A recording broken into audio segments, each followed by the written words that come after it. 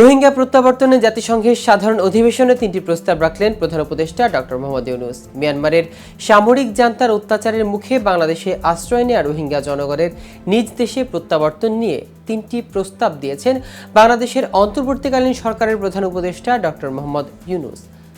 জাতিসংঘের ৭৯তম সাধারণ অধিবেশনে অংশ নিয়ে প্রথম দিনে রোহিঙ্গা সংকট নিয়ে একটি উচ্চ পর্যায়ের সভা করেন তিনি। কিন্তু কোন 3টি প্রস্তাব দিয়েছেন ইউনূস? রোহিঙ্গা সংকট সমাধানের জন্য বিশ্ববাসীর কাছে কি আহ্বান জানান ডক্টর মোহাম্মদ ইউনূস?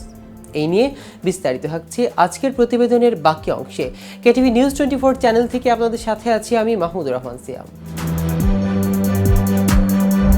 মঙ্গলবার নিউ ইয়র্কের স্থানীয় সময় দুপুর ৩টায় অনুষ্ঠিত সভাটির সহ আয়োজক ছিল ইন্দোনেশিয়া, গাম্বিয়া, তুরস্ক, যুক্তরাজ্য, যুক্তরাষ্ট্র এবং ইউরোপীয় ইউনিয়ন। কি নোট স্পিকার হিসেবে ডক্টর ইউনূস তার বক্তৃতায় 3টি প্রস্তাবনা তুলে ধরেন। তিনি বলেন, জাতিসংঘের মহাসচিবকে রোহিঙ্গা সংকট মোকাবেলায় দ্রুত কনফারেন্সের আয়োজন করতে হবে, যা সার্বিক পরিস্থিতির মূল্যায়ন করে সৃজনশীল ও কার্যকরী পন্থা নির্ধারণ করবে।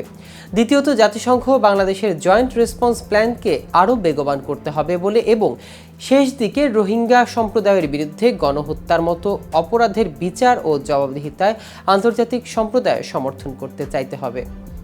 এ সময় ডক্টর মোহাম্মদ ইউনূস বিশ্ব নেতৃবৃন্দকে স্মরণ করিয়ে দেন যে বাংলাদেশে প্রায় 12 লক্ষ রোহিঙ্গা শরণার্থী আশ্রয় দিয়েছে এবং প্রতি বছর 32,000 শিশু জন্ম নিচ্ছে। সম্প্রতি 20,000 নতুন শরণার্থী বাংলাদেশে প্রবেশ করেছে। তিনি বলেন, রোহিঙ্গা সংকট বাংলাদেশের সামাজিক, অর্থনৈতিক ও পরিবেশগত চাপ তৈরি করছে, যা নিরাপত্তার ঝুঁকিও রয়েছে জন্ম দিচ্ছে।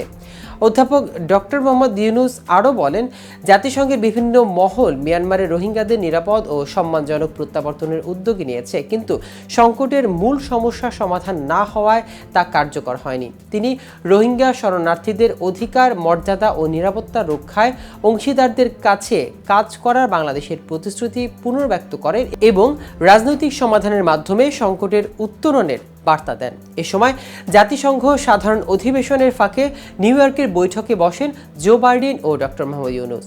বাংলাদেশ সময় রাত 9টায় শুরু হয় এই বৈঠক। অধিবেশনে কানাডার প্রধানমন্ত্রী জাস্টিন ট্রুডো সহ বেশ কয়েকজন সরকার প্রধান ও বিভিন্ন সংস্থা প্রধানের সঙ্গে বৈঠক করেন প্রধান উপদেষ্টা।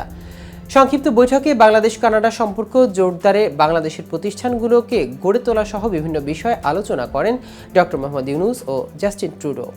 বৈঠকে সরকার প্রধান হিসেবে দায়িত্ব নেওয়া অধ্যাপক ডক্টর মোহাম্মদ ইউনূসের প্রশংসা করেন জাস্টিন ট্রুডো।